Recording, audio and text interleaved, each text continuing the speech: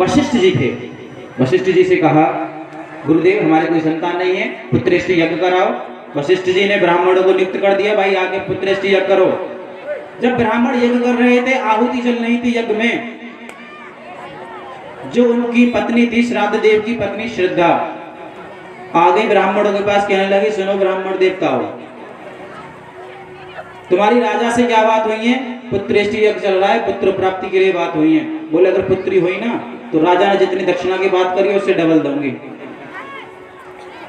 और जब ये बात हुई, ब्राह्मणों ने मंत्र स्वरूप अपने बदल दिए। परिणाम स्वरूप ये हुआ कि पुत्र होने वाला था, लेकिन राजा के पुत्री हो गई। जब पुत्री हुई राजा के, तो श्राद्ध देव गुरु वशिष्ठ जी के पास उस पुत्री को लेकर गए। कहने लगे, गुरुदेव ये क्या हुआ? मैंने पुत्रेष्टि यज्ञ कराया था कि मुझे पुत्र प्राप्ति के लिए पुत्र चाहिए, लेकिन ये कैसे पुत्री हो गई? गुरु वशिष्ठ कहने लगे, ऐसा तो हो नहीं सकता। लेकिन मैं ब्राह्मणों से पूछता हूं कि ऐसा क्यों हुआ। सभी ब्राह्मणों को बुलाया, प्रेम से पूछा, हाँ भाई ये गड़बड़ कैसे हुई? तो गुरु थे, गुरु से छुपाया नहीं जाता कुछ। कहने लगे, गुरुदेव श्राद्ध देव जो है उनकी पत्नी श्रद्धा आई थी, कहने लगी कि राजा से जितनी दक्षिणा की बात थी उसे डबल दूंगी अगर पुत्री हुई थी। तो थोड़े से लालच में आके हमने मशवरा बदल दिए।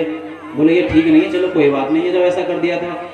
अब राजा कहने लगा कि गुरुदेव मुझे तो पुत्र चाहिए, लड़की का मैं क्या करूंगा? भगवान कहने लगे, पहले तुम पत्नी पत्नी है, जो पति पत्नी है उनमें ही सामवेद नहीं है तुम्हारा, दोनों की बात ही एक नहीं है तुम्हारी। पहले अपना सामवेद एक करके दोनों बात एक करके, एक कहता है पुत्र चाहिए, एक कहता है पुत्री चाहिए, अब कुछ नहीं हो सकता। पत्नी कह रही है कि हमें पुत्री चाहिए, तुम कहते हो पुत्र चाहिए, और जो हो गया सो हो गया। राजा श्राद्ध देव वशिष्ठ भगवान के पैरों में पड़ के कहने लगे, गुरुदेव आप सब कुछ कर सकते हैं, आप चाहें तो। बोले क्या हो सकता है? बोले आप चाहें तो इस पुत्री को ही पुत्र बना सकते हैं। ऐसा ही हुआ।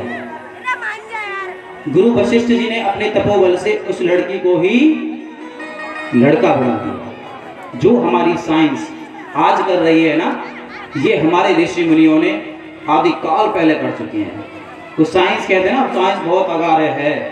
आप अपने शास्त्र पढ़े नहीं है, अपने अभी शास्त्रों में घुसे नहीं हो, साइंस तो अभी कहीं नहीं है। जो कार्य अब साइंस डॉक्टर कर रहे हैं ना, ये कार्य हमारे ऋषि मुनि पहले कर चुके हैं। गुरु वशिष्ठ ने उस लड़की को ही लड़का बना दिया। ये पहली संतान थी सूर्यवंश की। गुलगांव के बिहारी लाल की। भैया जोड़ तोड़ कर नाम चल रहे हैं, बुरा मत न मानियो, कथा बीच में रुक रही है ना। वो छत्रे की पुरानी आदत रही है, हल्के से पिन मार दो महाराज ज्वालामुखी फूटने लगे। तो कुछ दानी दाताओं ने दान दिया है, वो कुछ इस प्रकार है कि 100 रुपए योगेंद्र चांचली से है, ये 100 रुपए दान दे रहे हैं, और 40 किलो आटा, 10 किलो सूजी राम गोपाल शर्मा जी बीछट से है ये।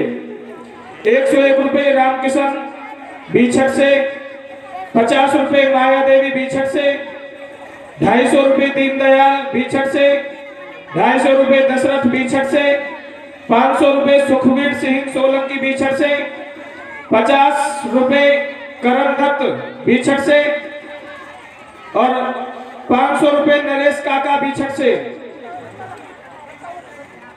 ईशान और नंदिनी 21 रुपए ये भगवत कथा में दान करते हैं। भगवान इनको सुख समृद्धि प्रदान करे, दीर्घायु प्रदान करे, ऐसे ही धर्म कार्यों में अग्रसर करता रहे। इनको बहुत बहुत साधुवाद, बहुत बहुत धन्यवाद। इनके लिए जोरदार तालियों से स्वागत करेंगे। ऐसे ही भैया फिर ना मारो ना, वैसे कह रहा हूँ, दान करते रहो, अच्छे रहोगे, स्वस्थ रहोगे, व्यस्त रहोगे, मस्त रहोगे, बढ़ चढ़ के भाग लोगे। क्योंकि एक श्लोक आता है कि ये साम विद्या न तपो न दानम ज्ञानम न शीलम न गुरु न धर्माते मृत्युलोके भूर्वार भूता मनुष्य रूपे न मृगाश्चरन्ति। इसका अर्थ तो व्यासी बताएंगे, लेकिन कुल मिलाकर के बात यह है कि दान में, धर्म में बढ़ चढ़ करके भाग लेना चाहिए। बहुत बहुत साधुवाद, बहुत बहुत धन्यवाद। बोलिए सियावत रामचंद्र भगवान की जय हो। अपनी बात पूरी किया तो मैं क्या बताऊंगा।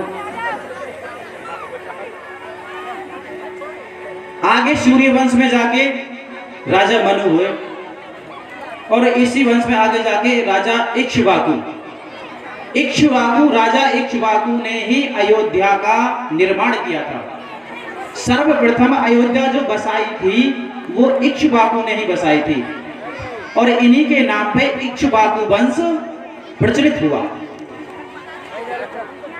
रघुवंश सूर्य वंश से पहले बीच में इक्ष्वाकु वंश से भी ये वंश विख्यात हुआ।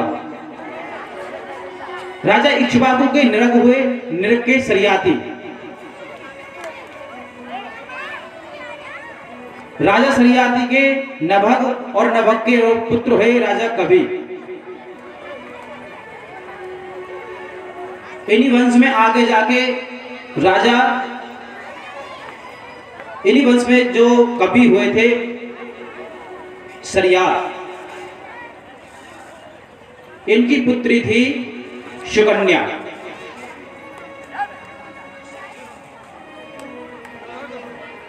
राजा सरियात जो थे इनकी पुत्री सुकन्या थी। एक बार राजा सरियात जो थे अपनी सेना के साथ, राजपाट के कुछ मंत्रीगणों के साथ वन में आकोट के लिए गए थे, वन में घूमने के लिए। पुत्री भी साथ में थी। अपनी पुत्री सुकन्या को लेकर साथ में गए। वहां पर चमन मुनि का आश्रम था। चमन मुनि को जानते हैं आप सब लोग? हाँ, गर्दन हिला दो ना तो मैं समझ जाता हूँ हाँ या ना में। सब जानते हैं, ये झूठ बोल रहे हैं। चमन प्रार्थना खाया उन्होंने कभी? उन्हीं के नाम पे ले पड़ा हुआ है ये चमन मुनि, उन्हीं के नाम का इसका नाम रखा हुआ था। आगे कथा सुनाते हैं। राजा शरियात जो थे अपने आखोटे के लिए गए थे घूमने के लिए मंत्रीगणों के साथ, अपने के साथ। सुकन्या उनसे बचकर वन में घूमने के लिए चली गई। वहां पर चमन मुनि तप में बैठे हुए थे। तप में बैठे बैठे इतना समय हो गया कि उनके पूरे शरीर पे बालमीक चढ़ गई। बिल्मीक बोलती है, जो आपने जंगलों में देखा होगा, सर्प जो निकाल के मिट्टी चूहे निकाल के घर देते हैं, दीमक जो लग जाती है, दीमक की पूरे पेड़ को ढक देती है ना दीमक, इसी प्रकार उनका पूरा शरीर ढक चुका था चमन मुनि का। केवल 2 आंखें ही दिखाई दे रही थी, पूरा शरीर ढका हुआ था। सुकन्या खेलती हुई उनके पास पहुंची। उन्होंने देखा कि 2 ये छिद्र दिखाई दे रहे हैं और इसके अंदर 2 जुगनू की तरह नेत्र चमक रहे हैं।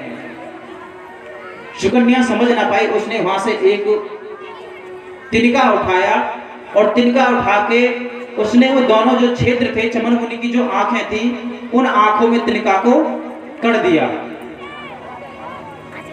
सुकन्या से अपराध हो गया कि चमन मुनि की दोनों नेत्र फूट। ये घटना जब हुई, इस घटना के बाद चमन मुनि के तप से जो राजा के पास जितनी सेना आई हुई थी साथ, सबका मलमूत्र बंद कर दिया। सब त्राही त्राही करने लगे, सब घूमने लगे।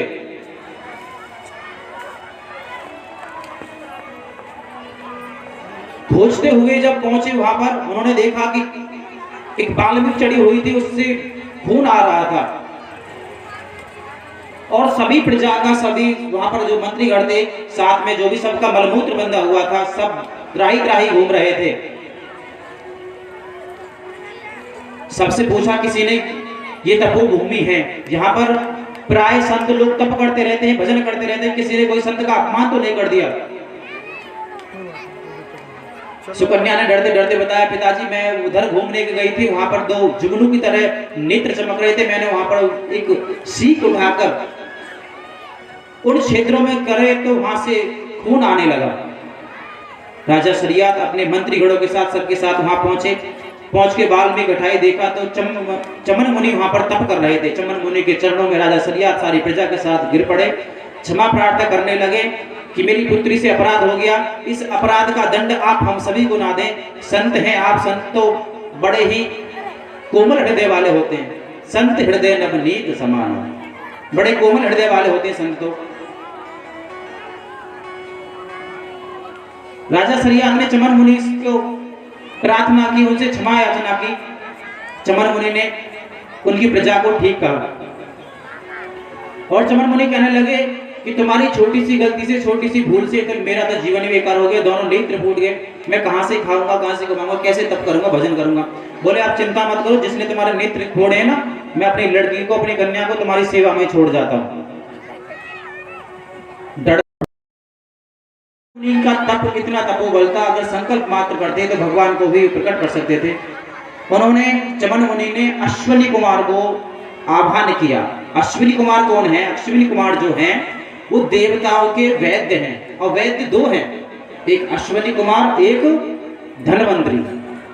धन्वंतरी भगवान जो अभी आपने समुद्र मंथन की कथा सुनी थी, धन्वंतरी भगवान भी वैद्य हैं देवताओं के, और अश्विनी कुमार भी वैद्य हैं। अश्विनी कुमार को जब आह्वान किया, अश्विनी कुमार आए और चमन मुनि ने कहा कि हमारे शरीर को वृद्ध हो गया था, तप करते करते हजारों वर्ष से तप में बैठे हुए थे, हमारे शरीर को एकदम नवयुवक बता दो और हमारे नेत्र को भी ठीक कर दो। अश्विनी कुमार कहने लगे कर तो देंगे, लेकिन बदले में हमें क्या मिलेगा महाराज? बोले बताओ तो क्या चाहते हो? अश्विनी कुमार ने कहा कि जो इंद्र है ना, वो हमें देवताओं की सभा में बैठ के भोजन नहीं करने देते, कहते हैं कि तुम वैद्य हो, किस किस का इलाज करते डोलते हो, हम देवताओं की पंगत में बैठ के आप भोजन नहीं कर सकते। आप अगर हमें देवताओं की पंगत में भोजन करा देते हो तो अब हम आपको एकदम चकाचक बना देंगे। चमन मुनि ने कहा चिंता मत करो, तो ये कार्य हम कर देंगे, तुम्हारा काम, हमारा काम तुम कर दो। अश्विनी कुमार ने एक ऐसी औषधि का निर्माण किया और चमन मुनि को जाके खिला दी। अभी आपका नाम बताया था मैंने उस औषधि का, जिसका नाम है चमनप्राश। चमन मुनि खाकर एकदम हष्ट पुष्ट बलिष्ठ हो गए, नए नेत्र प्रदान कर लिए संकल्प मात्र से, एकदम नवयुवन बन गए चमन मुनि। एक दिन राजा सरियात सोचने लगे कि काफी समय हो गया, मेरी पुत्री चमन मुनि की सेवा में थी, चल के अपने दामाद के पुत्री के दर्शन करने चाहिए, जाकर देखता हूं। तो बहुत ही सुंदर कुटिया बना दी थी और नवयुवन चमन मुनि वहां पर कुटिया में विराजमान थे और उनकी पुत्री उनकी सेवा में थी। राजा जब कुटिया में आया, देखा पुत्री को पैर दबाते हुए सेवा करते हुए, तो राजा ने देखा, देखते ही अपनी पुत्री को गाली देने लगा, उल्टा तू हमारे कुल में कहां से पैदा हो गई? मैंने तुझे चमन मुनि की सेवा में छोड़ा था और ये तू किस आदमी के पैरों को दबा रही है? कौन नवयुवन बैठा हुआ है? चमन मुनि ने कहा कि ससुर जी आ जाओ, कोई और नहीं, हम ही हैं। पहले तो आप कैसे थे? बोले हम तप के कारण और वैद्य अश्विनी कुमार के कारण हमारा शरीर सुंदर स्वरूप हो गया है, हमारे नेत्र फिर से आ गए हैं। जब ऐसा कहा तो राजा सरियात प्रसन्न हो गए। वाह दामाद जी, आपने तो हम प्रसन्न कर दिए, बहुत अच्छी खबर सुनाई आपने। बोले अगर आप प्रसन्न, बोले ठीक है चिंता मत करो। राजा सरियात ने बहुत बड़ा यज्ञ कराया है, भंडारा कराया, सभी देवताओं को निमंत्रण किया। सारे देवता राजा सरियात के यज्ञ में पधारे, सभी का पंगत लगी हुई थी देवताओं की। उस पंगत में चमन मुनि ने अश्विनी कुमार का आह्वान किया, अश्विनी कुमार को ही पंगत में बैठा दिया। जब अश्विनी कुमार उस पंगत में बैठे तो इंद्र ने देखा और देखते एकदम क्रोध कर बैठा, इन दोनों को किसने पंगत में बैठाया है और तुमसे मना किया, तुम्हारा साहस कैसे हुआ हमारे बराबर में बैठ के भोजन करने का? अपना वज्र उठाया और अश्विनी कुमार पे जैसे ही प्रहार करने के लिए चले, चमन मुनि ने अपने कमंडल से जल लिया और इंद्र के हाथ पर तरफ छिड़क दिया। हाथ पूरा वज्र का बना दिया, पत्थर का बना दिया हाथ। जैसे वज्र उठाया था ऐसे के ऐसा ही रहा। जब इंद्र का हाथ ऐसा का ऐसा वज्र का बना दिया, सारे देवता देखने लगे, सारे देवता चमन मुनि से प्रार्थना करने लगे, स्वामी क्षमा करें, महात्मा इसे क्षमा करें, महापुरुष इसे क्षमा करें। अगर राजा ऐसे रहेगा तो फिर स्वर्ग लोक का पालन कैसे होगा? ये राजा हैं, कोई भूल हो गई है तो उसको आप बताएं।